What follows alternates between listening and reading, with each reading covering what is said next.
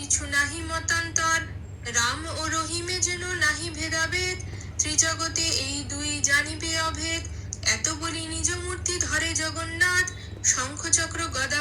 Hello, কেমন আছো সবাই? আমি আজকে একটা প্রশ্ন তোমাদের সবাইকে করতে চাই। আজকে গুরু পূর্ণিমা, এখন পূর্ণিমা কেটে গেছে কিনা জানি না। আমার দুপুরবেলায় আমার বাড়িতে সত্যনারায়ণের পুজো রেখেছিলাম। প্রথমবার নিজের বাড়িতে করলাম, এর আগের বার যখন প্রথম করেছিলাম তখন আমার শ্বশুর বাড়িতে করেছিলাম। তো আমার নিজের বাড়িতে যখন আমি করলাম, তো তখন আমি আগেই আমার ঠাকুরমশাইকে বলেছিলাম যে যখন আপনি ব্রতকথা পড়বেন তখন আমাকে একটু মানে বুঝিয়ে বুঝিয়ে দেবেন, কেন কি আমার ভালো লাগে ঠাকুরের পাঁচালি শুনতে, গল্পগুলো বুঝতে ভালো লাগে। আর কেন কি প্রথমবার যখন শ্বশুরবাড়িতে করেছিলাম তখন মানে সব একা হাতে করছিলাম, আমি খেয়াল করতে পারিনি।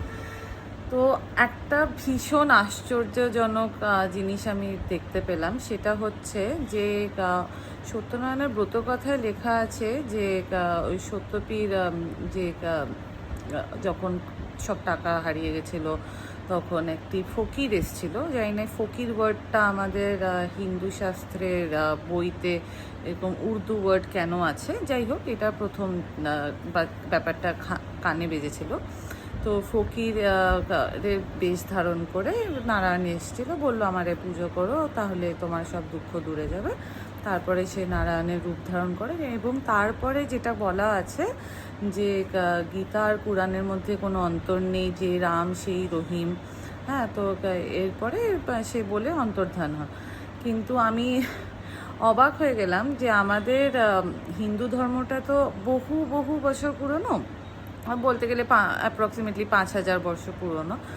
আর এই যে রহিম বা কুরআন এগুলো তো 1400 বছরের আগে ছিল না। তো তখন কি ধরনের ব্রতকথা হতো? মানে তখন কি সত্যনারায়ণের পুজো হতো না? নিশ্চয়ই হতো, তাই না?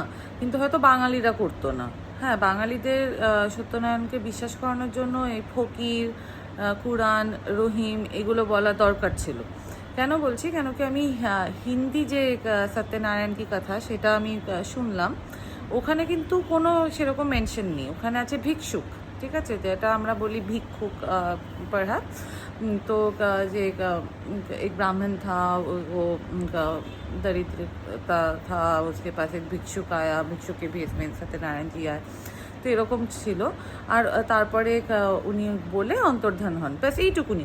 কিন্তু এই সফট ব্রেন ওয়াশিংটা কিন্তু হিন্দি ল্যাঙ্গুয়েজে নেই, যেটা বাংলাতে আছে। তো এটা কেন আছে? এটা এই বইটা কে লিখেছে? মানে এগুলো